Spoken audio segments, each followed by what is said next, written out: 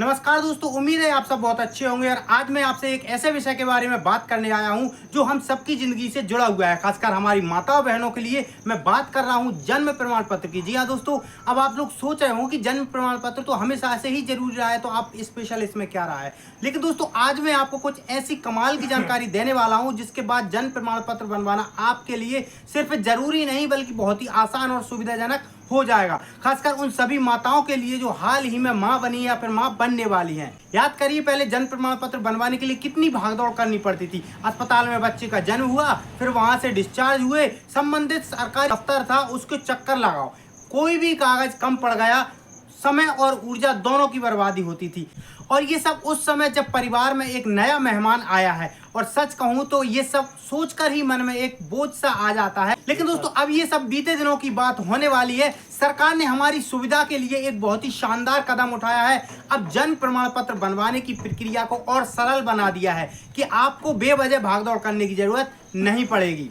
अब इसकी संभावना बहुत बढ़ गई है कि जन्म के समय ही, यानी कि अस्पताल में जब डिलीवरी हुई है तो डिलीवरी के दौरान ही या फिर किसी निश्चित समय सीमा के भीतर आपके जरूरी दस्तावेज आपसे लिए जाएंगे और जन्म प्रमाण पत्र बनाने की जो प्रक्रिया है वो आपकी जन्म होते ही शुरू हो जाएगी। और जो आपकी महिला है और जिसकी डिलीवरी हुई है उसके छुट्टी से पहले, यानी कि डिस्चार्ज होने से पहले ही उसके हाथ में जो जन्म प्रमाण पत्र है वो थमा दिया जाएगा।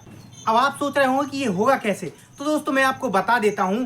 जब आप अस्पताल में बच्चे की डिलीवरी के लिए जाएंगी तो वहां पर आपसे वही दस्तावेज मांगे जाएंगे जो पहले जन्म प्रमाण पत्र के लिए बाद में मांगे जाते थे, जैसे कि माता पिता का पहचान पत्र, माता पिता का पता प्रमाण, विवाह प्रमाण पत्र, आधार कार्ड। इस तरह के जो भी डॉक्यूमेंट्स आपसे मांगे जाते थे वो सभी डॉक्यूमेंट्स आपसे वहां पर मांगे जा सकते हैं। या फिर आपको एक निश्चित समय अवधि दी जा सकती है कि भाई आप 12 घंटे या 24 घंटे या डिलीवरी के 24 घंटे के अंदर या डिलीवरी के छुट्टी होने के, डिस्चार्ज होने के पूर्व ही आप इन सभी दस्तावेजों को उपलब्ध करा दीजिए। जैसे ही आप वो दस्तावेज वहां पर उपलब्ध करवाएंगे, आपका जो बच्चे का जन्म प्रमाण पत्र है वो आपको मिल जाएगा। इन सब चीज़ों से दोस्तों एक बात तो तय है कि अब जितनी भी गर्भवती महिलाएं हैं उनको बेचारियों को परेशान होना नहीं पड़ेगा।